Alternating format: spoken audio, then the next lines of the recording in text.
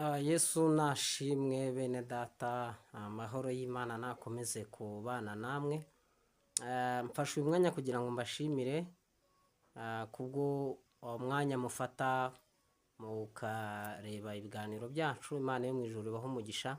Intego yacu niyo kugira ngo twubake ubwami bw'Imana, duhugurane kugira ngo Yesu naza azasange twiteguye kandi turi maso. Hanyuma iyi video tugiye gukora ni gusubiza ibibazo nabajijwe ku kiganiro nabanje gukora kijyanye n'isabato. Bansabye ko twagira icyo tubivugaho.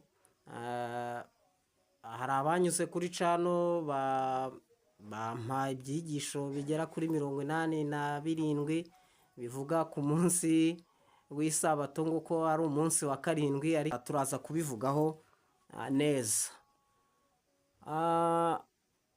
Mbere yuko dutangira, reka tubanze dusenge. Reka tubanze dusenge, hanyuma Imana yo mu ijuru kugira ngo ize kubana natwe dushyigikire muri uyu mwanya. Turagushimiye Uwiteka murengezi wacu, mukunzi mwiza utabura kuboneka mu byago ndetse no mu makuba. Izina ryawe nirihabwe icyubahiro. Tugushimiye ko watumenye kera, tugushimiye ko udukunda, kandi urukundo rwawe Uwiteka nyir'ingabo wararugaragaje ubwo watangaga umwana wawe w'ikinege, akemera kuza gupfa urupfu rubi, akemera kwitanga, akemera kwikorera imibabaro yose, akemera kwikorera ibyaha byacu byose, akemera kujya ku musaraba agapfa urupfu rubi. Ariko dushimiye Kristo yuko yemeye Uwiteka nyir'ingabo akemera iyo mibabaro yose kugira ngo tubashe kubona agakiza. Izina ryawe nirihabwe icyubahiro. Bana natwe rero muri iki kiganiro, udushyigikire. Mwuka wawe wera bane natwe, cyo cyo kitugote udushyigikire. Cyo twifuza no gusobanukirwa kuri kw'ijambo ryawe. Rero niyo mpamvu tukwinyize kugira ngo bane natwe muri uyu mwanya. Izina ryawe nirihabwe icyubahiro. Byose mbisabye nizeye kubikoze kandi uri bubane natwe mu izina rya Yesu Kristo. Amen. Nongeye kubashimira. Hanyuma umuntu utarakora subscribe, ndamushishikariza kuyikora. Imana yo mu ijuru imuhe umugisha, kandi uwayikoze ndamushimiye, nukuri yarakoze. Hanyuma hari ibibazo byinshi nagiye mbazwa, ariko hari bimwe ngiye gusubiza. Nahisemo kunyura kuri cano kuko hari bamwe banyuze kuri cano bambaza, abandi banyura mu gikari. Ni byiza rero ko numva nasubiza twese aho dushobora guhurira, twese tukabasha kubimenya. Kandi ari uwanyuze mu gikari ndamushimiye, ari uwanyuze kuri cano rwose nta kibazo. Icyangombwa nuko tubasha gusobanukirwa ukuri kw'ijambo ry'Imana. Hanyuma iyo uvuze ikintu bita isabato, abantu byonyine hahita hazaho impaka, abantu babiganiraho byinshi. Ariko nge singamije kugira ngo tujye impaka ku kijyanye n'ikisabato, ntago ari cyo ngamije. Kandi ndetse iyo uvuze ikintu bita isabato ukayivuga bitandukanye nuko bayigishijwe, bigaragara ko utajya usoma, bigaragara ko utazi gusoma. Ari nayo mpamvu nahise mpabwa ibyigisho bigera kuri 87 bivuga ku isabato kugira ngo mbisome mbashe gusobanukirwa neza. Ariko Imana yo mu ijuru ibahe umugisha, ntacyo bitwaye, kandi ndimo ndabisoma rwose kugira ngo mbashe gusobanukirwa. Hanyuma ari bimwe nasomye, ariko mbona title nayo ntago isobanutse, ikwiye guhindurwa. Niba mubisharinga abantu rwose nayo ikwiye guhindurwa. Reka bari cyo mperaho. Icyambere ngo amasomo 87 yerekana ko isabato ari umunsi wa karindwi.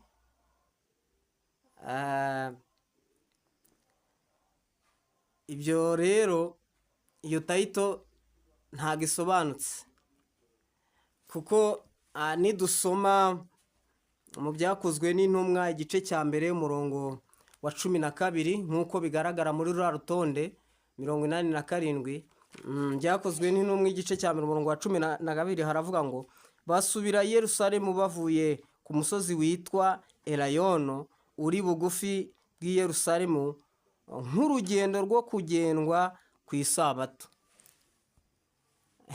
Aha iki cyanditswe ntabwo kiri kutwereka ko isabato ari umunsi wa karindwi, ahubwo kiratwereka urugendo bagenze ababigishwa ubwo bari bavuye kureba Kristo amaze kubavanwamo, mama ababwiye ngo mugende mutegerereze mu murwa isezerano nabasezeranije, aravuga ngo mugende. Urugendo rero bagenze rwanganaga nk'urwo kugenda ku isabato. Twibukiranye ko ku isabato hari urugendo babaga bemerewe kugenda. Ngira ngo mbaze umuntu wubahiriza isabato, nduzi ko ayubahiriza nyine nk'uko amategeko ya Mose abiteganya, mubaze niba kuko uru rugendo ajya rwitaho. Niba atarwitaho rero ubwo nawe isabato arayica. Imana yacu itugirire neza. Reka ibyo twe kubitindaho, ahubwo ninjire mu busobanuro neza. Hari uwambwiye ngo navuze ku kijyanye n'icyo guhitamo umunsi. Aho rwose mbikosore, ni ukumbeshyera, ntabwo ari njye wabivuze, ahubwo ni ijambo ry'Imana, ni Pawulo wabivuze. Abaroma 14:5 haravuga ngo umuntu umwe yubaha umunsi umwe kurutisha indi, naho undi akubaha iminsi yose akayihwanya. Umuntu wese namenye adashidikanya mu mutima we. Urobanura umunsi awurobanura ku bw'umwami wacu, urya arya ku bw'umwami kuko ashima Imana, kandi utarya yanga kurya kubw'umwami we agashima Imana. Iri ni ijambo ry'Imana, ibyo kurobanura iminsi. Ntabwo ari njye ubivuze. Uri munsi warobanura uwo ari wo wose, upfa kuwurobanura kubw'umwami Imana, kandi ukarobanura udashidikanya. Imana yacu itugirire neza. Icyo kuvuga ngo amategeko ngo ntiyakuweho, amategeko 10 ntiyakuweho, ibyo nabyo turaza kubivugaho. Ntago nigeze mvuga ko amategeko yakuweho rwose, bene data. Munyumve neza, mukurikirane ikiganiro neza, mucyumve, mugisubiremo. Murasanga ntarigeze mvuga ko amategeko yakuweho, kandi ijambo ry'Imana niko ritubwira. Ahubwo ikibazo ni ukudasobanukirwa icyo Kristo yaje gukora muri twebwe. Yaje gukora icyo amategeko yari yarananiwe kugira gute gukora. Reka dusome nk'uko iryo jambo ry'Imana baritubwiye muri Matayo 5. Matayo 5, muri bwihangane turagenda dusoma ibyanditswe byinshi kugira ngo turusheho gusobanukirwa. Turi bwirinde gukoresha amagambo yacu kugira ngo hatagira uvuga ngo ni amarangamutima, ahubwo Imana yo mu ijuru idufashe kugira ngo tubashe gusobanukirwa ukuri kw'ijambo ry'Imana. Matayo 5:17 aravuga ngo mwitekereza ko naje gukuraho amategeko cyangwa ibyahanuwe, sinaje kubikuraho, ahubwo naje kubisohoza.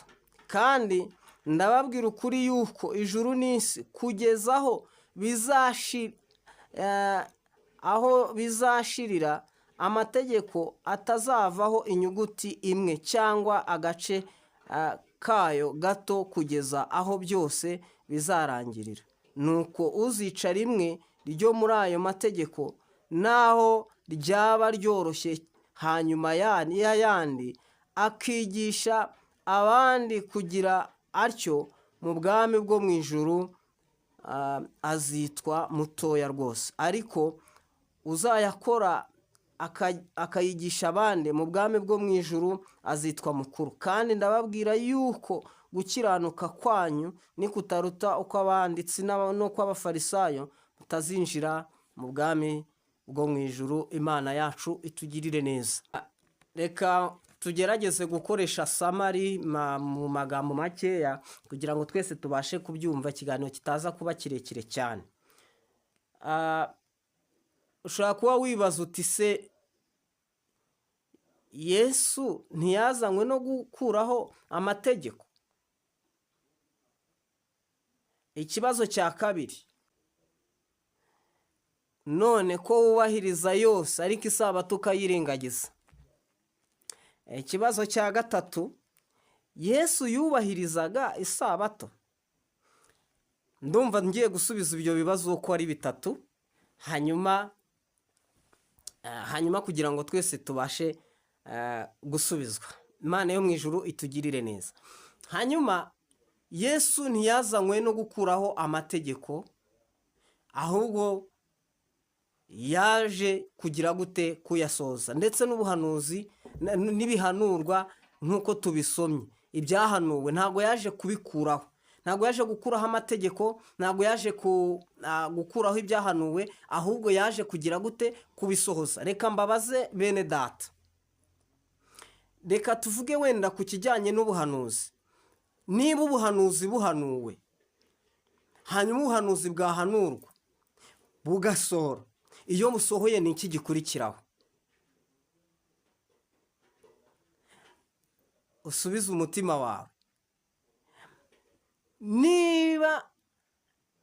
Niba amategeko yari ariho afite umumaro wayo,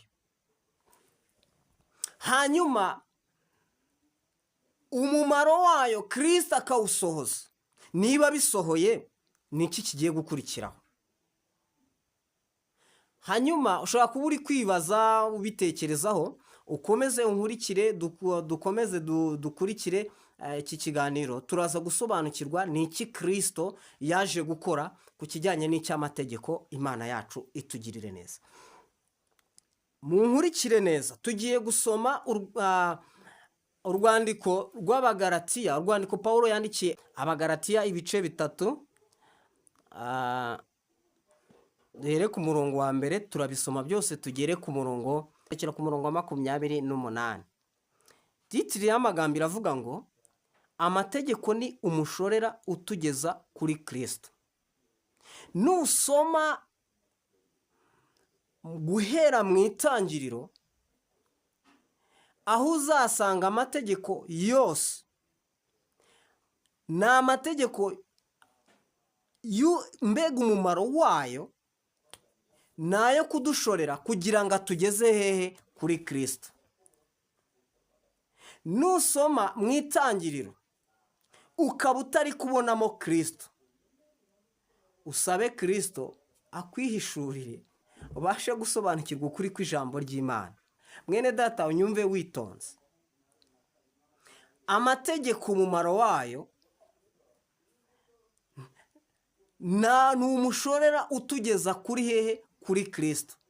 Kuko nk'uko mwene data yigeze kubivuga abimbwira muri komenti, yigeze kubimbwira ambwira ngo amategeko adahari ntago twabasha kumenya icyaha ngo ni ikihe. Ibyo nibyo, ariko final product cyangwa se umumaro wa nyuma w'amategeko ni uwo kutugeza kuri hehe? Kuri Kristo. Reka dusome twumve ko ijambo ry'Imana ritubwira. Yemwe Bagalatiya b'abapfapfa, ninde wabarozi?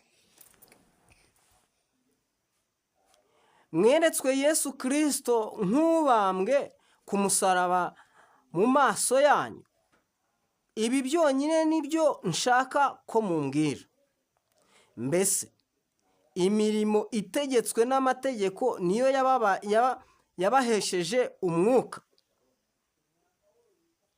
Ese kugira ngo umuntu ahabwe umwuka wera, abihabwa kuko yitondeye amategeko? Ndababaza nanjye nk'uko Pawulo yarimo abaza bano Bagalatiya. Arakomeza arababaza ati, cyangwa se nuko mwumvise mukizera?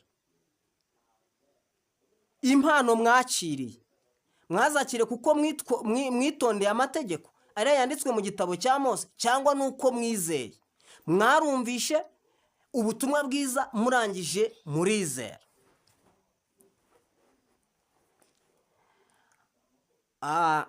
muri abapfapfa mutyo, mwatangiye iby'umwuka none mubiherukije iby'umubiri. Ya mibabaro myinshi mwayibabarijwe ubusa, niba yari iby'ubusa koko, mbese ibaha umwuka igakora ibitangaza muri mwe, ibikoreshwa nuko mukora imirimo itegetswe n'amategeko?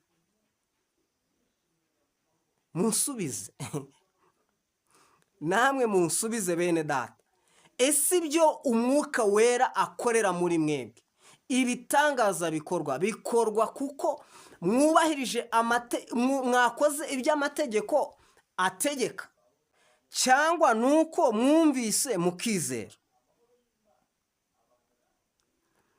Nk'uko Aburahamu yizeye Imana bikamuhwaniriza no gukiranuka, mumenye yuko ari nako abiringira kwizera ari bo bana ba Aburahamu. Nk'uko Aburahamu Imana yamubonye nk'umukiranutsi, buriya iyo dusoma inkuru za Aburahamu ntabwo tuzibara nko mu gihe cya kera, mu gihe cy'amategeko, ahubwo tubibonamo ishusho ya Kristo, kuko we yarizeye, yakiranutse ari uko agize gute, yizeye. Abantu rero batsindishirizwa no kwizera, abo nibo bana baki ba Aburahamu. Kandi byanditswe byamenye bitaraba yuko Imana izatsindishiriza abanyamahanga kuko bizeye. Bibwira Aburahamu ubutumwa bwiza bw'ibitaraba biti, muri wowe nimo amahanga yose azahererwa umugisha. Nuko abiringira kwizera bahwanwa umugisha n'Aburahamu wizeraga. Imana yacu itugirire neza. Abiringira imirimo itegetswe n'amategeko bose ni ibivume. Umuntu wiringira ko amategeko ariyo azamugeza mu bwami bwo mu ijuru ni ibivume, kuko byanditswe ngo, iri ni ijambo ry'Imana ndi gusoma, ntago ari amarangamutima yanjye, ni ijambo ry'Imana ndi gusoma bene data. Abiringira imirimo itegetswe n'amategeko bose ni ibivume, kuko byanditswe ngo, havumwe umuntu wese udahirimbanira ibyanditswe mu gitabo cy'amategeko byose ngo abikore. Biravuze ngo nuhitamo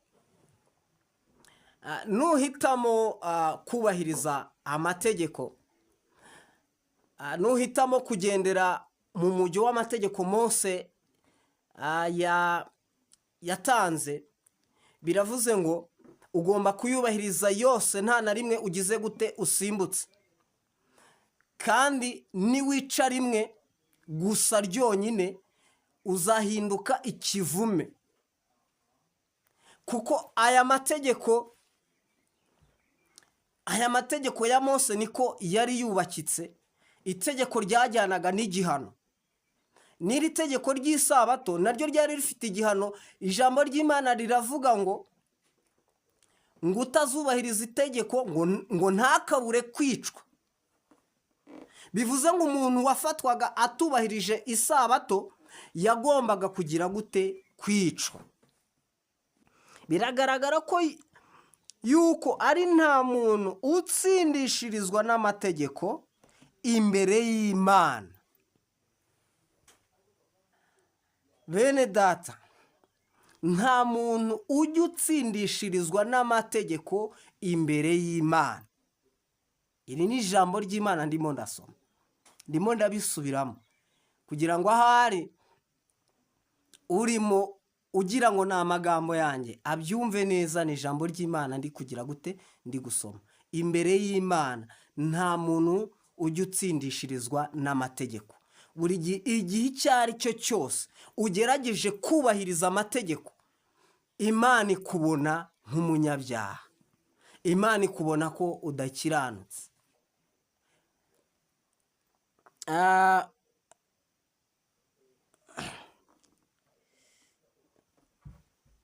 Kuko ukiranuka azabeshwaho no kwizera. Umuntu ukiranuka, bene data, azabeshwaho no kwizera. Nyamara amategeko ntagira icyo ahuriyeho no kwizera. Nta kintu amategeko ahuriyeho no kwizera. Kandi abakiranutsi bo bazabeshwaho no kugira gute? No kwizera. Ubukiranutsi, kuba Imana ikureba nk'umuntu ukiranuka, ni uko wizera uwo yatumye, ari we Yesu Kristo. Hanyuma rero,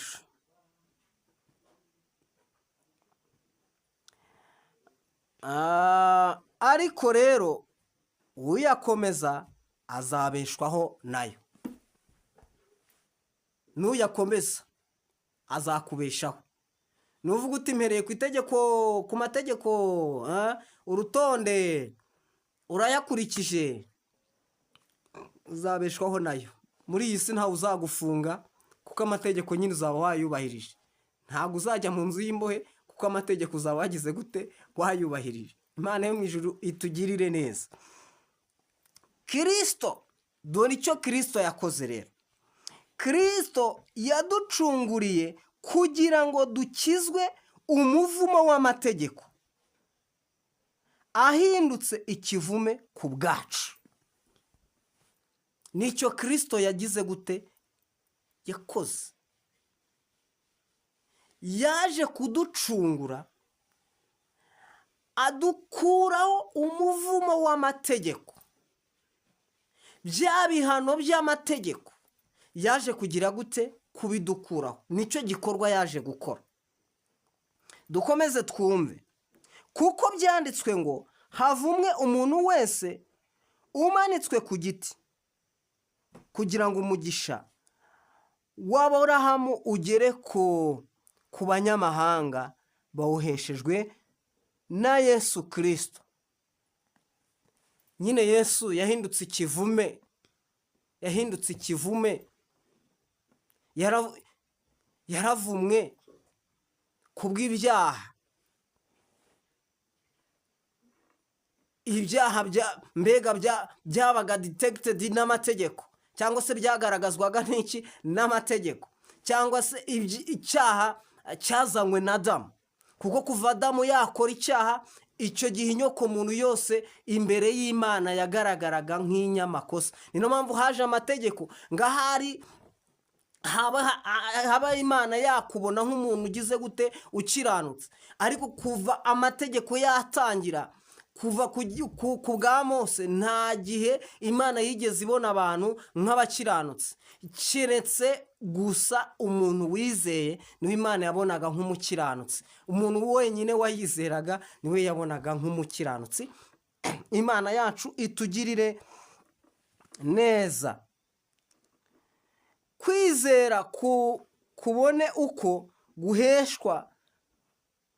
guhesha wa mwuka twasezeranijwe. Kuvuga ngo iyo umaze kwizera nibwo uhabwa wa mwuka twagize gute? Twasezeranijwe. Wa mwuka w'umuyobozi, mwuka nk'umufasha, mwuka nk'umujyanama. Mana yacu itugirire neza. Bene data, ibi ndabibabwira nk'umuntu. Isezerano naho ryaba ari iry'umuntu, iyo rimaze gukomezwa nta muntu washobora kuryica cyangwa ngo aryongereho.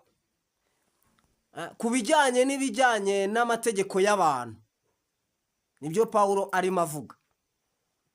Iyo abantu bagiranye isezerano, hakabaho gukomezwa kw'iryo sezerano. Murabizi ko Abanyarwanda bagiranaga igihango, hanyuma icyo gihango cyabo cyakomezwaga n'amaraso. iyo iryo sezerano ryakomezwaga n'amaraso, nta wabaga yemerewe kugira gute kuryica. Nicyo Pawulo arimo agira gute asobanura. Iyo rimaze gukomezwa, nta muntu ushobora kuryica cyangwa ngo aryongereho. Nuko rero byasezeranijwe Aburahamu n'urubyaro rwe, nyamara Imana ntirakavuga iti imbyaro nko kuvuga benshi, ahubwo iti ni urubyaro rwawe, nko kuvuga ngo umwe muri ari we Kristo.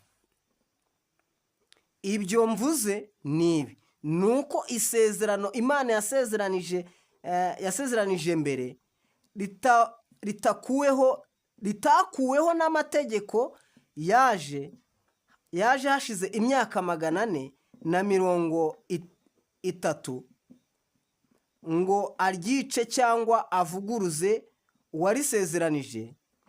Kuko iyo umurage uva mu mategeko waba utakivuye mu byasezeranijwe, ariko dore Imana yawuhaye Aburahamu iwumusezeranije. None se amategeko yazanywe n'iki? Ibyo byose turi gusoma, amategeko yazanywe n'iki? Yategetswe hanyuma kubw'ibicumuro, kugeza aho urubyaro ruzazira. Urwo byasezeranijwe kandi yahawe abamarayika kugira ngo bayatange, bayahaye umuhuza mu ntoki, nawe ayahe abantu. Icyakora uwo muhuza si uw'umwe, nyamara Imana ni imwe. Mbese ubwo bimeze bityo, amategeko arwanya amasezerano y'Imana? Guhera aho twatangiriye ibyo twavuze, amategeko arwanya amasezerano y'Imana? Niko Pawulo arimo abaza. Ntibikabeho, kuko iyaba harabayeho amategeko abasha kubeshaho abantu, gukiranuka kuba kwaraheshejwe nayo. Iyaba, reka nongere mbisubiremo, ntibikabeho, kuko iyaba harabayeho amategeko abasha kubeshaho abantu, gukiranuka kuba kwaraheshejwe nayo. Iyaba amategeko yarabashije kubeshaho abantu, gukiranuka kuba kwarabonetse. Ariko kuva amategeko yatangira, nta gihe gukiranuka kwigeze kugira gute kuboneka. Ariko ibyanditswe bivuga yuko byose byakingiraniwe gutwarwa n'ibyaha, kugira ngo abizera bahabwe ibyasezeranijwe, babiheshejwe no kwizera Yesu Kristo. Bene data, mwabyumvishije? Gukiranuka tubiheshejwe nande? Tubiheshejwe na Kristo, kandi ni kubw'ubuntu, ntago biterwa n'imirimo twakoze. Ntago gukiranuka guheshejwe n'imirimo kuva isi yatangira, ntago imbere y'Imana kwigeze kuboneka. Ahubwo gukiranuka kwazanywe tubiheshejwe na Kristo. Imana yacu itugirire neza. Icyakora uko kwizera kutaraza, twarindwaga tubohewe gutwarwa n'amategeko. Uko gukiranuka kutaraza kwa Yesu Kristo, tutarakira Yesu Kristo, twari tubohewe, twari turindiwe. Ni ukuvuga ngo ayo mategeko yaratuyoboraga akaturinda, tubohewe muri yo nyine, dutwarwa nayo, tugendwa nayo. Ni ijambo ry'Imana turimo turasoma, bakristo bene data. Hanyuma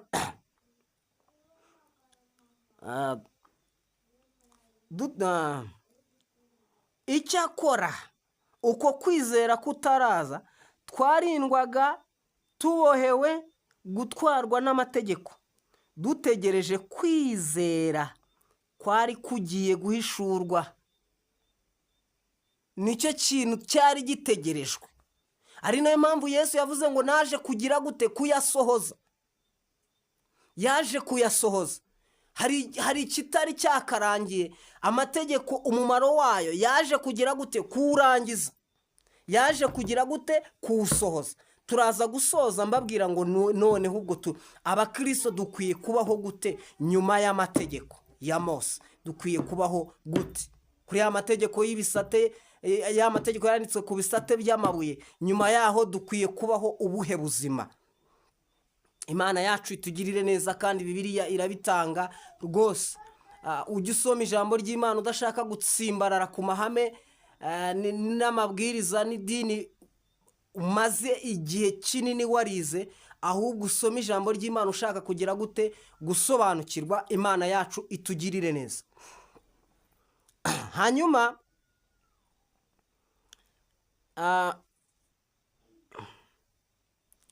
ubwo nibwo buryo amategeko yatubereye umushorera wo kutugeza kuri Kristo ngo dutsindishirizwe no kwizera. Haleluya! Imana yacu itugirire neza. Ayo mategeko ubwo yaduhishaga, tukarindirirwa muri yo, aturindiriye kugira ngo abe umushorera udushorera ngo atugeze kuri Kristo. Imana yacu tugirire neza. Dutwarwa nayo, ariko twatwarwaga nayo kugira ngo atugeze kuri Kristo. Mbega aya mategeko yari umushumba, yari umushumba udushumye utugeza kuri Kristo. Nufata amategeko ntiwumvemo Kristo, uzaba uri gusoma nabi. Amategeko yari umushumba, yari umushorera utugeza kuri Kristo. Ntagire rero uyakuraho, ntanagire n'uyasiba, ntagire n'uyavuga nabi. Imana yacu tugirire neza rwose. Ndashyigikiye ijambo ry'Imana, Matayo 5:17. Ntago Yesu yaje gukuraho ayo mategeko, ntago yaje gukuraho uwo mushumba watugejeje kuri Kristo. Hoya da! Ntuzibeshya akabivuga, uwo muntu azitwa umuntu udashobotse mu bwami bw'Imana. Imana yacu tugirire neza. Dukomeze twumve.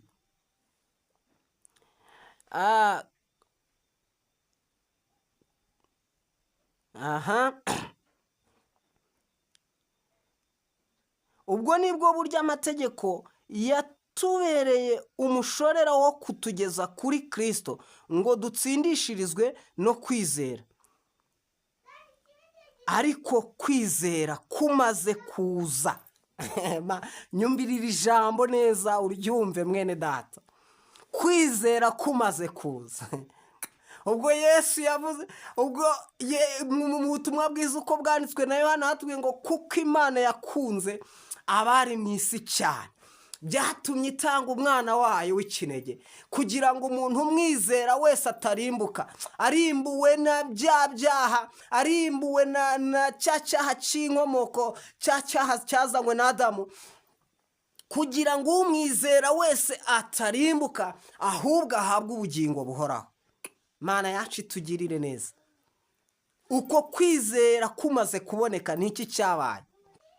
Ariko kwizera kumaze kuza, ntitwaba tugitwarwa na wa mushorera. Ntago tugitwarwa na wa mushorera ari wo mategeko. Ntago tukigengwa n'amategeko, ntago akidushorera.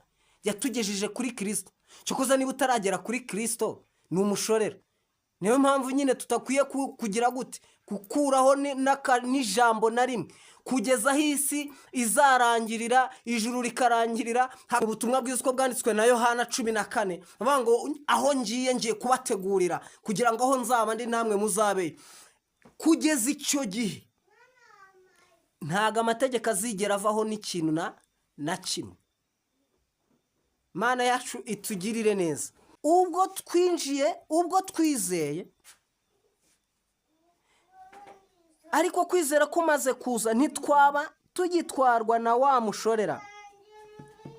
Ibyo ngibyo nizere ko muri kubyumva bene data. Mwese muri abana b'Imana, mubiheshejwe no kwizera Kristo Yesu.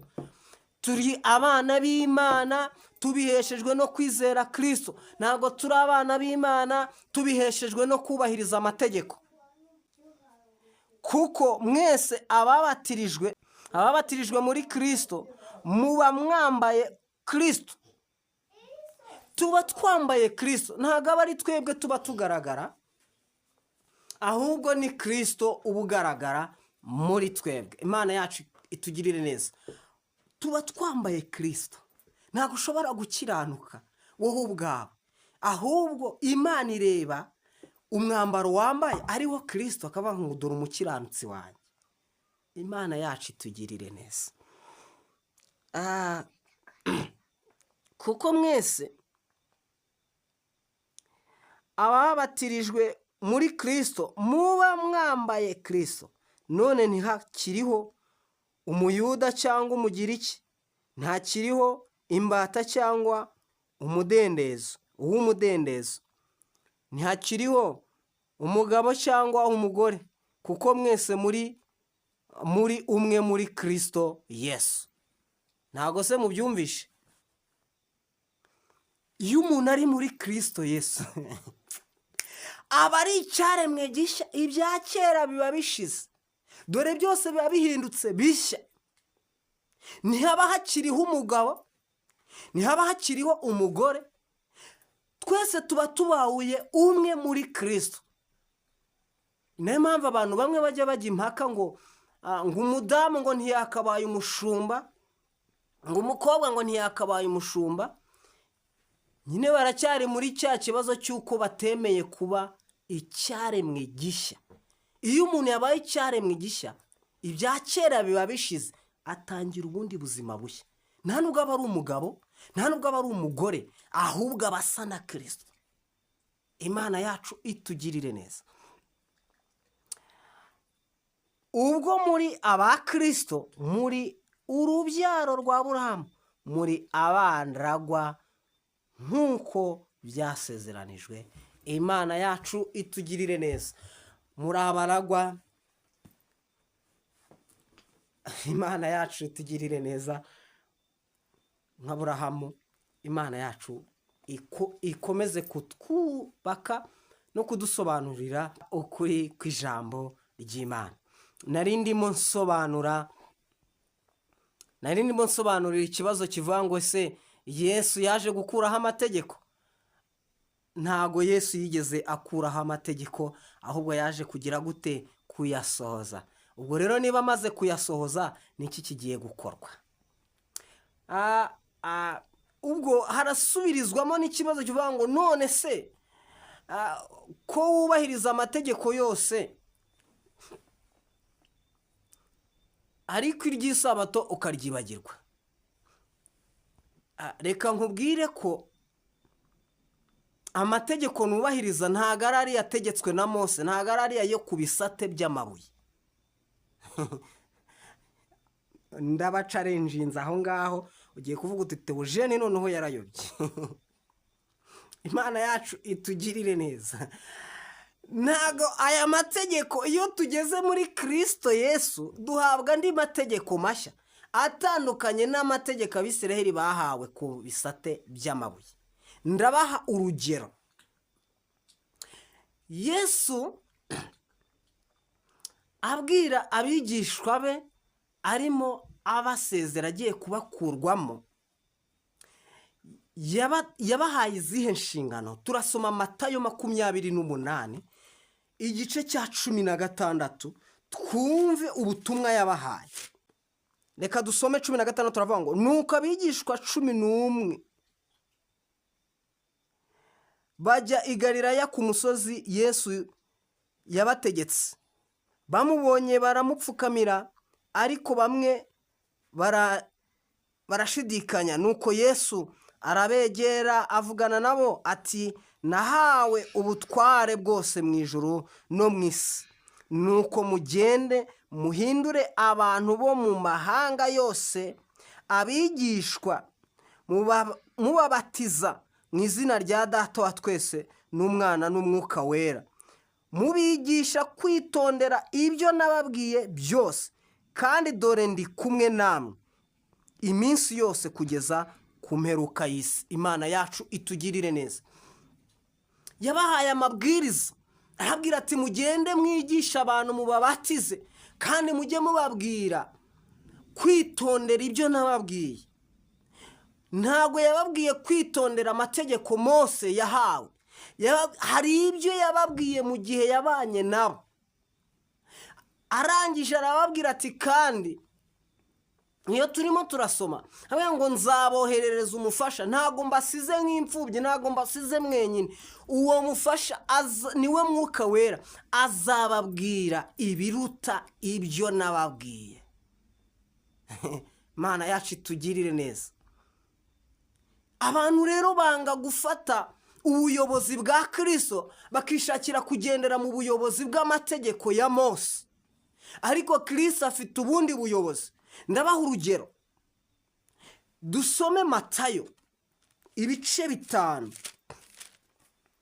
Matayo ibice 5. Dusome nk'amategeko, twumve uko amategeko, wumve icyo Yesu yabivuzeho. Hari amabwiriza Yesu mashyashya yatanze. Umva uko yavuze. Matayo 5:27 aravuga ngo mwumvise ko byavuzwe ngo ntugasambane, njyeweho ndababwira yuko umuntu wese ureba umugore akamwifuza aba amaze gusambana nawe mu mutima we. Iryo ni itegeko, n'iby'ijisho nabyo wabisoma ukabyumva. Yesu arimo aragereranya amategeko ya Mose. Mu mategeko Mose yazanye ahawe n'Imana harimo itegeko ryavuga ngo ntugasambane. Yesu we yahise avuga ngo njyewe ndababwira ngo nunifuza umugore wa mugenzi wawe umaze gusambana nawe mu mutima, ugomba kwihana. Muri Kristo Yesu hari andi mategeko mashya duhabwa. Kristo ashobora kukubuza kujya muri buwate, kubyina wambaye ubusa cyangwa wambaye umwenda w'imbere gusa, kandi nta hantu mu mategeko bigize gute byanditse. Imana yacu itugirire neza. Muri Kristo Yesu duhabwa andi mategeko mashya. Ubwo rero hari abantu bajya bagira complexe cyangwa se bajya bumva bafite ipfunwe ngo urabona ngo nsinsenga ngo ku munsi w'isabato ngo hite nsubiza n'icyo kibazo. Hari abakristo bamwe babura icyo basubiza, bakavuga ngo natwe ngo turabara ngo umunsi wa karindwi ngo ku cyumweru ngo ni umunsi w'isabato. Ibyo ni ikinyoma, ni ukubeshya. Umunsi w'isabato iyo tubariye kuri karindani nyine twese tugenderaho ni kuwa gatandatu, niwo munsi wa karindwi, ibyo birazwi. Niwo munsi w'isabato. Ku cyumweru ni umunsi wa mbere w'isabato. Hanyuma rero abantu bafite ikibazo cy'uko Yesu yajyaga ajya mu masinagogi ku munsi w'isabato, bahita bavuga ngo ubwo ngubwo ngo yubahirizaga ngo umunsi w'isabato. Ntago ari byo bene data. Reka dusome, ndaza neza kwifashisha ibyanditswe bene data bagize gutya baranyohereza. Ndaza gusoza tubivugeho ku bijyanye n'uko Yesu yubahirije isabato. Ubwo icyo kibazo nacyo numva aricyo cya gatatu nagombaga gusubiza. Mbere y'uko ngisubiza, reka dusome mu Bakorinto ibice 9:19, tugarukire ku murongo wa 21, twumve icyo Pawulo yabivuzeho. Haravuga ngo nubwo kuri bose ndi uw'umudendezo. Wa mudendezo mwene data yigeze kumbwira, ubwo hari muri Yakobo hari uwambwiye muri Yakobo nyine bijyanye n'itegeko ry'umudendezo. Mu itegeko ry'umudendezo tugiye kuribona, ntabwo ari amategeko y'umudendezo, ntabwo ari ariya amategeko 10. Imana yacu tugirire neza bene data. Usome neza Bibiliya, atari inyigisho wahawe kugira ngo wubahirize wenda isabato. Mwene data, ntago ngiye ndi kwigisha iby'isabato, ndi kwigisha ubutumwa bwiza bwa Kristo. Cyo kuza ndi gufasha abantu bafite urujijo ku kijyanye n'icy'isabato. Imana yacu itugirire neza. Nubwo kuri bose ndi w'umudendezo, nihinduye imbata ya bose kugira ngo ndusheho gunguka benshi. Ku Bayuda nabaye nk'umuyuda kugira ngo nunguka Abayuda, no kubatwarwa n'amategeko nabaye nk'utwarwa n'amategeko, nubwo ku bwanjye ntatwarwaga nayo. Biri kumvikana bene data? Kubw'ubutumwa bwiza hari aho ugaragara nk'utwarwa n'amategeko, ariko nyamara muri wowe udatwarwa n'amategeko. Uyu ni Pawulo urimo ugira gute ubivuga, kandi niko kuri kw'ijambo ry'Imana. Pawulo yagaragaraga ku munsi w'isabato kuko nyine niwo munsi bateranaga. Mbabwire bene data, ubutumwa bwiza bwatangiye, ubutumwa bwiza bwa Kristo bwatangiye kuvugwa abantu bakijya mu masinagogi ku munsi w'isabato, bakagira gute, bagasomerwa iby'amategeko, bagasomerwa iby'ubuhanuzi. Muri icyo gihe nyine nicyo gihe bari barimo ku munsi w'isabato. Rero ari aba ba Pawulo bagendaga ku munsi w'isabato, ntabwo ari umunsi w'isabato wonyine gusa bakoragaho, ntabwo ari wo wonyine, ahubwo kuko ari wo munsi babashaga kubona abantu benshi, baragendaga bakajya mu masinagogi. Bajyanywe n'iki? Kugira ngo bunguke abantu benshi. Bagaraga nk'abantu bari gutwarwa n'amategeko, ariko nyamara muri bo badatwarwa n'amategeko, kugira ngo bunguke abatwarwa n'iki? N'amategeko. Imana yacu itugirire neza. Kugira ngo nunguke abatwarwa n'amategeko, ku badafite amategeko nabaye nk'udafite amategeko, kugira ngo nunguke abadafite amategeko. Ariko ku Mana sindi udafite amategeko, ahubwo ntwarwa n'amategeko ya Kristo. Murabyumva bene data? Abantu bo batubona nk'abantu tudatwarwa n'iki? N'amategeko. Ariko sibyo. Abarebaga Pawulo bamubonaga nk'umuntu utubahiriza amategeko, nyamara sibyo. Ku Mana yari afite andi mategeko ahabwa na Kristo. Imana yacu itugirire neza. Rero yagaragaga nk'utwarwa n'amategeko, niyo mpamvu yabonekaga nyine mu isinagogi ku munsi w'isabato, ni ukugira ngo abashe kunguka abantu benshi. Hari n'amadini menshi yajya agira utuntu akora tutari muri Bibiliya rwose, babikora kugira ngo babashe kunguka abantu. Ugasanga abantu barakora utuntu tumeze nk'akarasisi nk'utw'abasirikare kugira ngo bunguke urubyiruko, kuko urubyiruko rukunda igisirikare. Nta yindi papasi, kuko ntago kwitoza igisirikare cy'umubiri ntago ari cyo kigaragaza ko n'igisirikare cy'umwuka ngo ariko bigomba kugenda. Ntago urugamba rw'umwuka tururwana nk'urw'umubiri, ntacyo byabaga bimaze, nta kintu byaba bimaze, ariko bitoza birakarasisi biki kugira ngo bunguke urubyiruko rukunda ibyo bintu, babashe kubafatisha, bababwirize ubutumwa bwiza. Niba atari yo papasi ibibatera, nabwo harimo iki? Ubuyobe n'iki? N'iby'indamu no gukurikira indamu, ntagire uwo nkomeretsa. Imana yacu itugirire neza.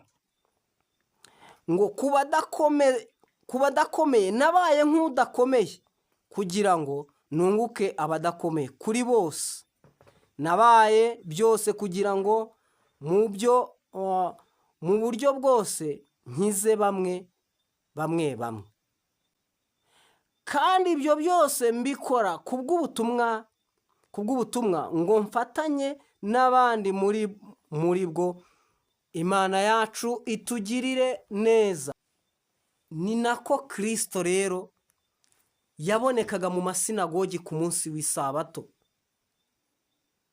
Ntago yabonekagamo nk'umuntu uri kubahiriza umunsi w'isabato, ahubwo yabonekaga nk'umuntu uje kugira ngo abashe abantu kugira gute kubiyegereza, abashe kubunguka, abashe kubabwira ubutumwa bwiza. Ndabaha ikimenyetso.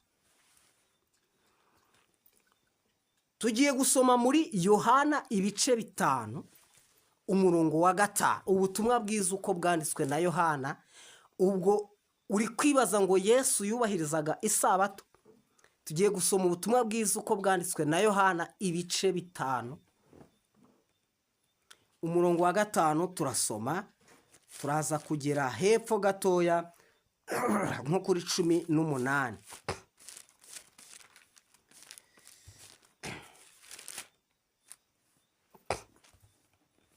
Haravuga ngo hariho umuntu wari ufite indwara ayimaranye imyaka 38. Yesu amubonye aryamye, amenya yuko amaze igihe kirekire arwaye, aramubaza ati, mbese urashaka gukira? Umurwayi aramusubiza ati, databuja, simfite umuntu unjugunya mu kidendezi iyo amazi yihindurije, nkiza undi antanga kumanukiramo. Yesu aramubwira ati, byuka wikorere uburiri bwawe ugende. Muri ako kanya uwo muntu arakira, yikorera uburiri bwe aragenda. Ubwo hari ku munsi w'isabato. Nuko abayuda babwira ukijijwe bati, dore uyu munsi ni isabato, kandi amategeko ntiyemera ko wikorera uburiri bwawe. Tubanze tubyumvikaneho. Uyu mubyeyi wari ukijijwe na Yesu, Yesu akamubwira ngo yikorere uburiri bwe yigendere. Nagira ngo mbamenyeshe ko amategeko ku kijyanye amategeko agenga isabato ntago yamwemereraga kugira kwikorera uburiri bwe. Ibyo murabyemera? Ku isabato nta murimo wabaga wemerewe gukorwa. Akaba ari nayo mpamvu nkeka ko ugize ibyago ku munsi w'isabato, ntago umuntu wubahiriza isabato bya nyabyo yagutabara ngo ujye gushyingura ngo agufashe ngo ujye gushyingura umuntu wawe. Yategereza akazamushyingura ku wa mbere, kuko nta murimo wemerewe kugira gute gukorwa. None umuntu uvuga ngo Yesu yubahirizaga isabato, iki kintu aba yabanje kucyumva neza. Ibikorwa Yesu yakoraga ku munsi w'isabato byaziruraga abantu barabibonaga nk'aho Yesu ari kuzirura isabato. Reka dukomeze twumve uko byagenze. Nawe arabasubiza ati, uwanyijije niwe wambwiye ati, ikorera uburiri bwawe ugende. Baramubaza bati, uwo muntu ninde wakubwiye ngo wikorere ugende? Ariko uwakijijwe ntiyamenya uwo ari we, kuko Yesu yari yigendeye kandi hari abantu benshi. Hanyuma y'ibyo Yesu amubonye mu rusengero aramubwira ati, dore ubaye muzima, ntukongere gukora icyaha utazabona ishyano riruta irya mbere. Uwo muntu aragenda abwira abayuda yuko ari Yesu wamukijije. Nicyo cyatumaga abayuda bashaka kurenganya Yesu, kuko yakoraga bene nk'ibyo ku isabato. Ku isabato yahoraga, reka mvuge muri iri jambo abantu benshi bakunda gukoresha, yaracumuzaga abantu ku munsi w'isabato. Yabaga ari umunsi wo kubacumuza, kuko ibintu nk'ibyo niwo munsi yabikoraga. Yakoraga ibintu bitemewe ku munsi w'isabato, reka mbivuge gutyo. Nicyo cyatumye abayuda barushaho gushaka kumwica, kuko uretse kuzirura isabato gusa, bamuregaga ko azirura isabato, nese ugira ngo baramubeshyeraga. Mu by'ukuri ibikorwa yakoraga ku munsi w'isabato ntabwo ari ibikorwa bikwereka yuko wibahirizaga isabato.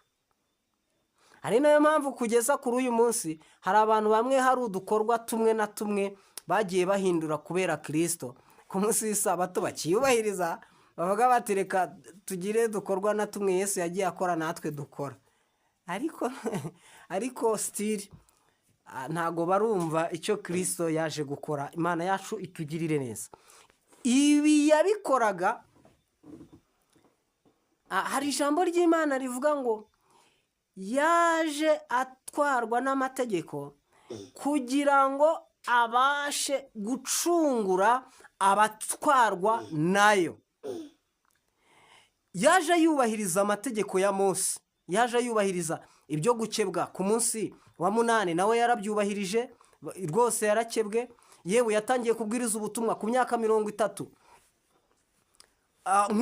nk'uko amategeko yagize gute y'Abisiraheli yabyemeraga.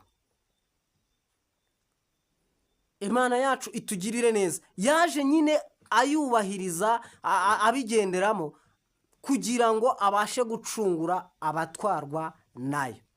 Ariko bitavuze ngo yubahirizaga isabato nk'uko yanditswe mu bitabo. Ntabwo ari byo, kuko yararezwe. Ni nacyo cyatumye bashaka kumwica, kuko yaziruraga isabato. Nawe akisobanura ati Dawidi we byagenze bite ubwo yasonzanaga n'abantu be? Si yagiye mu ki yinjiyemo aheraga agakuramo ibyo abatambyi baryaga akabigaburira abantu be bari bashonje, kandi amategeko atabyemera.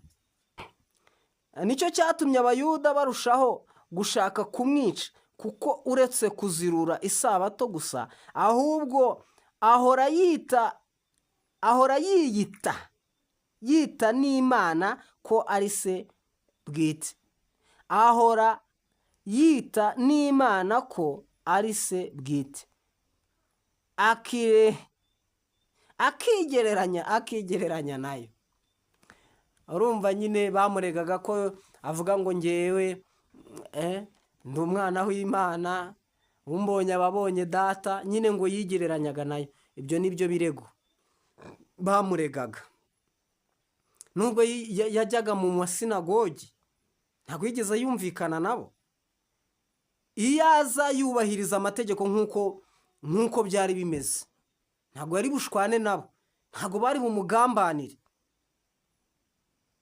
Rero abantu, njyewe ntabwo nigisha isabato, ntabwo nyigisha bene data, njyewe ndi kwigisha ubutumwa bwiza bwa Kristo. Kandi na Yesu ntabwo yigisha iby'isabato, ahubwo yabwiye abantu ngo mwihane, kuko ubwami bwo mu ijuru buri hafi. Ari nabyo namwe mukwiye kubwira abantu, mukabwira bakihana, bakava mu ngeso mbi zabo, kuko ubwami bw'Imana buri hafi. Imana yacu itugirire neza, Imana yacu iturengere, turusheho gusobanukirwa ukuri kw'ijambo ry'Imana.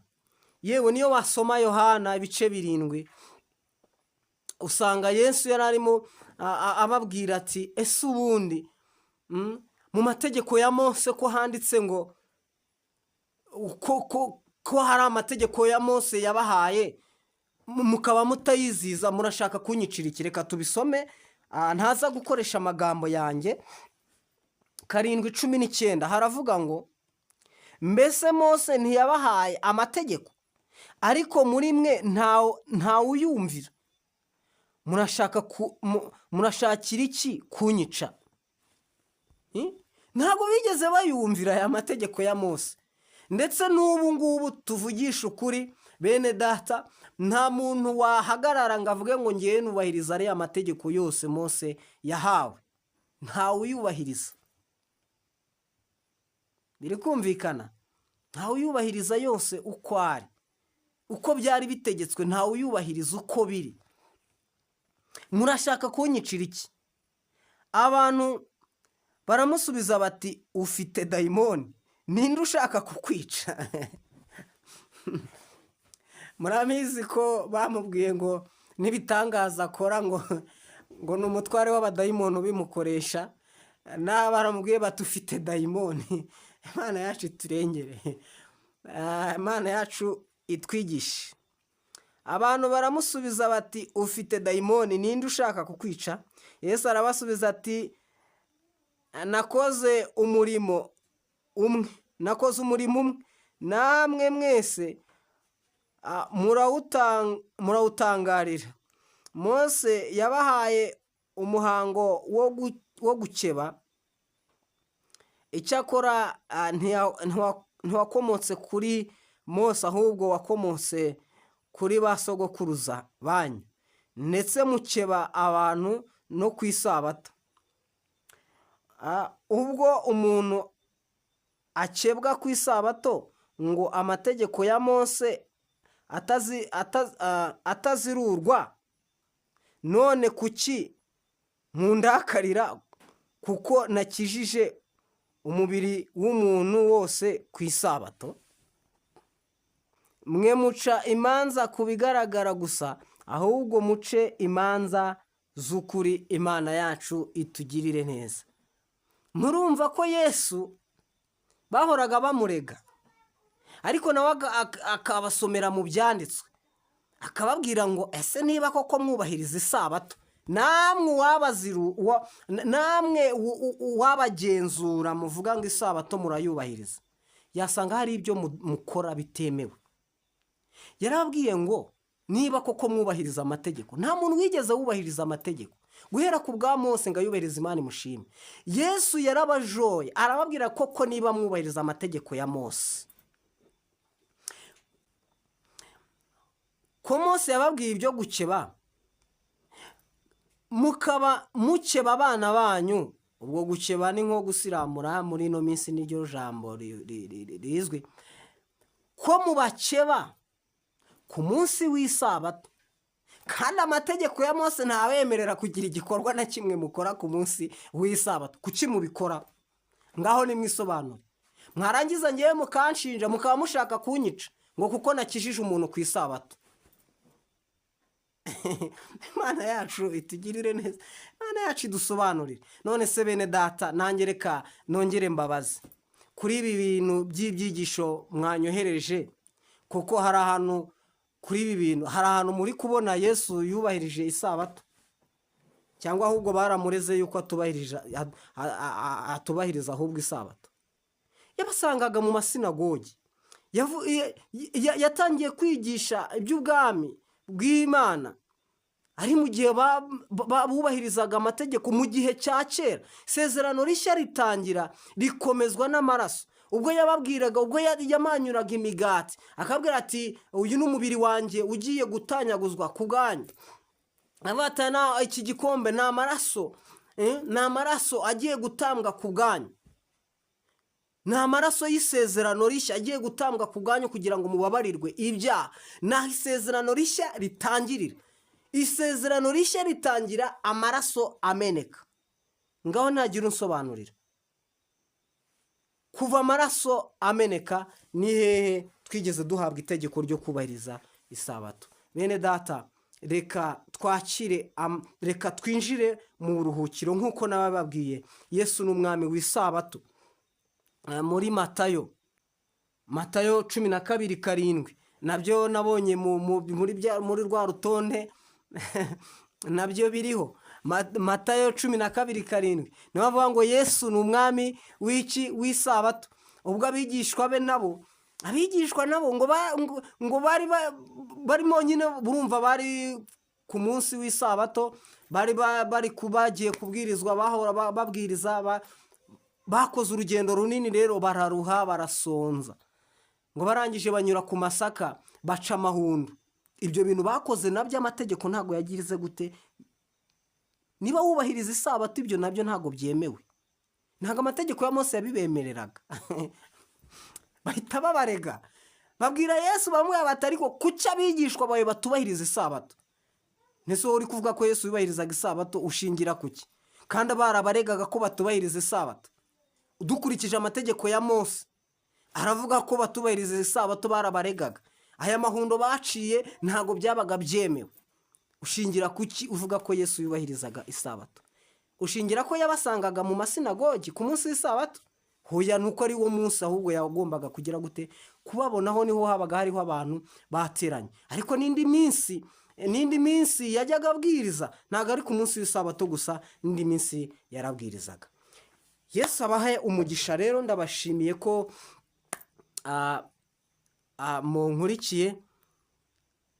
mwakurikiye kino kiganiro. Yesu abahe umugisha. Hanyuma bavuga ngo navuze ngo ntihakagire ubacira urubanza ku byo murya ku byo munywa, ntabwo ari njyewe wabivuze bene data, ahubwo ni ijambo ry'Imana. Abakolosayi ibice 2:16, reka bariho dusoreza, hanyuma twumve uko hatubwira, hanyuma nsubize abavuze ngo nabwiye abantu ko ngo ntihakagire ubacira urubanza ku by'iminsi n'ibiki, ngo ahubwo amategeko niyo azabacira urubanza. Bene data, urubanza ruhari ni uko utizeye Kristo. Urundi rubanza rw'amategeko rero, ibyo twabiganiriyeho. Yesu abahe umugisha. 16 bavuga ngo nuko rero ntihakagire ubacira urubanza ku bw'ibyo murya cyangwa ibyo munywa, cyangwa ku by'iminsi mikuru, cyangwa kubwo kuziririza imboneko z'ukwezi cyangwa amasabato, kuko ibyo ari igicucu cy'ibizaba, naho umubiri wabyo ufitwe na Kristo. Ntihakagire umuntu ubavutsa ingororano zanyu azibavukishirije kwihindura nk'uwicisha bugufi no gusenga abamarayika, akiterera mu byo atazi, atewe kwihimbariza ubusa n'ubwenge bwa kamere ye. Imana yacu itugirire neza. Ntihakagire umuntu ubacira urubanza, ntabwo ari njye ubivuze, ni ukuri kw'ijambo ry'Imana. Yaba amasabato mutubahiriza, yaba iminsi mikuru mutaziririza, byaba ari za Noheri, yaba ibiki, yaba ibyo murya, ibyo byose ntihakagire ubacira urubanza. Ni ijambo ry'Imana ribitubwiye. Imana yacu itugirire neza. Hari itegeko ritubatura ku bubata bw'amategeko. Hari itegeko ritubatura ku bubata bw'iki bw'amategeko. Ndi kujya gusoza, nkumva hari ibintu biri kuza. Abaroma 18 aravuga ngo nuko noneho abari muri Kristo Yesu nta teka bazacirwaho, kuko itegeko ry'umwuka w'ubugingo bwo muri Kristo Yesu ryambatuye ububata bw'itegeko ry'ibyaha n'urupfu.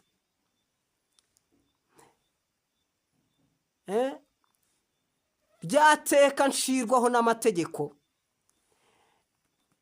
ibyo bibaturwa n'itegeko ry'umwuka. Twahawe irindi tegeko ry'umwuka muri Kristo Yesu. Imana yacu itugirire neza.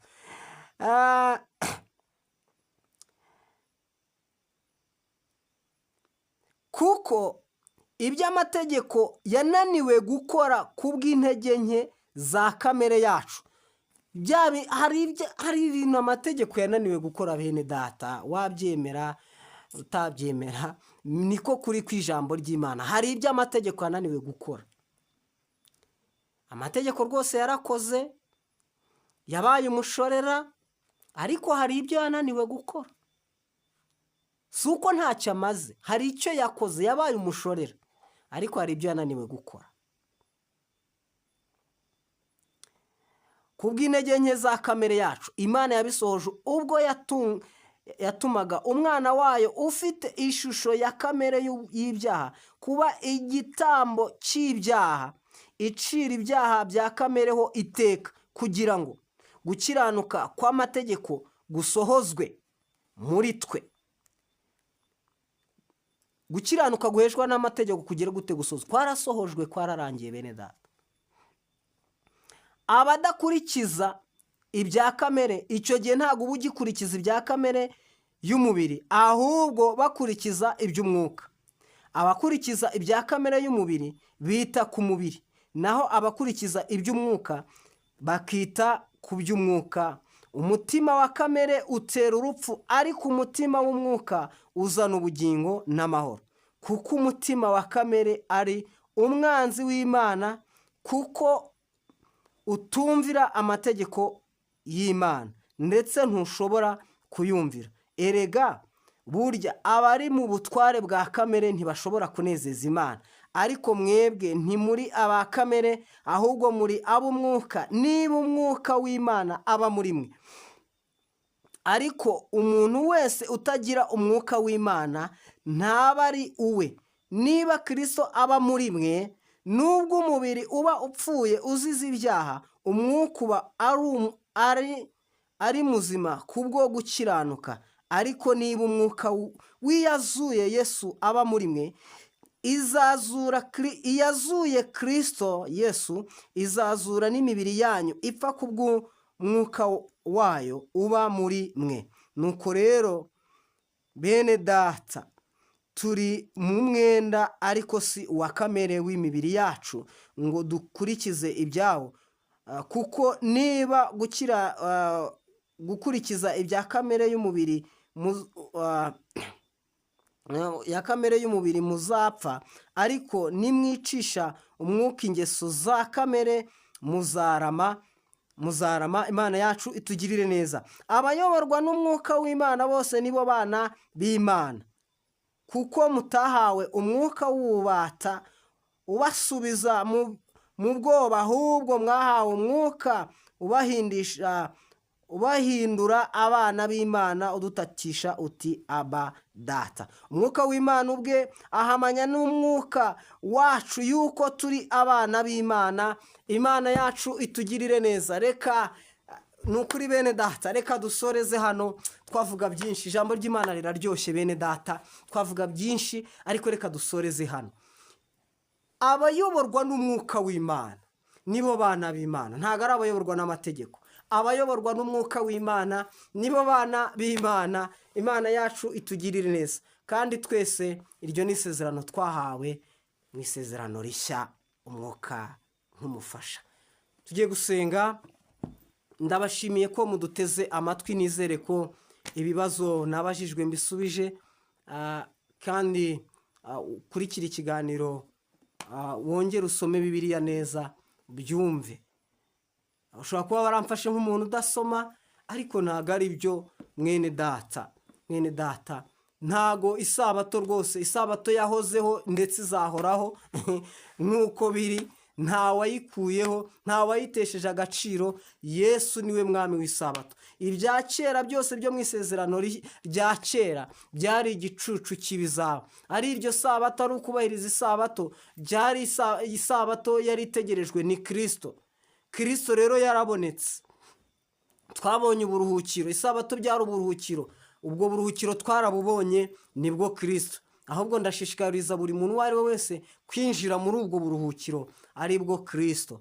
Hanyuma nitumara kwinjiramo, hari ayandi mategeko tuzabasha kwakira muri Kristo Yesu. Ni menshi, ararenga 10 rwose, ntabwo ari 10 yonyine, ni amategeko menshi. Niyo mpamvu umuntu adasambana, niyo mpamvu umuntu atiba, niyo mpamvu umuntu atararikira, kuko nyine muri Kristo Yesu harimo ayandi mategeko mashya, nta nubwo ari wowe ubikora. Iyo tugeze muri Kristo Yesu, Kristo hari imbuto duteramo, iyo mbuto niyo yera. Iyo dusomye mu Bagalatiya niho hatubwira imbuto z'umwuka. Na imbuto z'umwuka, iyo umuntu yakiriye Yesu Kristo abasha kwakira umwuka wera. Uwo mwuka wera ubasha kwera imbuto. Ntago ari twebwe twera imbuto, ahubwo imbuto yadutewemo, imbuto y'umwuka wera, tubasha kwera izo mbuto z'umwuka wera, ari iz'urukundo. Ni imbuto 9 wazisoma mu Bagalatiya ibice 5. Imana yacu itugirire neza, dukomeze kugubwa neza, dukomeze kwakira Kristo. Ndabashishikariza ngo twakire Kristo. Haleluya. Twakire Kristo, atubera umwami, atubera umukiza, kandi n'ukuri niyo nzira yonyine, niyo nzira yo gukizwa. Yesu niwe nzira n'ukuri n'ubugingo, ntawe uzajya kwa data atamujyanye. Yesu abaho umugisha. Ndabashimiye. Shalom shalom. Turagushimiye nyakubahwa Imana, twishimiye kubanye natwe muri iki kiganiro. Mahoro y'Imana, ugufashwa n'umwuka wera, reka bari byo kutwomaho iminsi yose. Nukuri ndagushimiye kubanye nanjye muri iki kiganiro, kandi ngushimiye kugiye gufasha buri umuntu uwo ari we wese akabasha gusobanukirwa ukuri kw'ijambo ryawe, akabasha gusoma Bibiliya, akayisoma atari inyandiko gusa, kuko inyandiko izana urupfu, amategeko azana urupfu, ariko haleluya, itegeko ry'umwuka rizana ubugingo. Izina ryawe nirihabwe icyubahiro. Urakoze, ndagushimiye kubyumvishe, kandi ngushimiye kugiye kubana n'umuntu uwo ari we wese, ukamugirira neza, ari mu izina rya Yesu Kristo.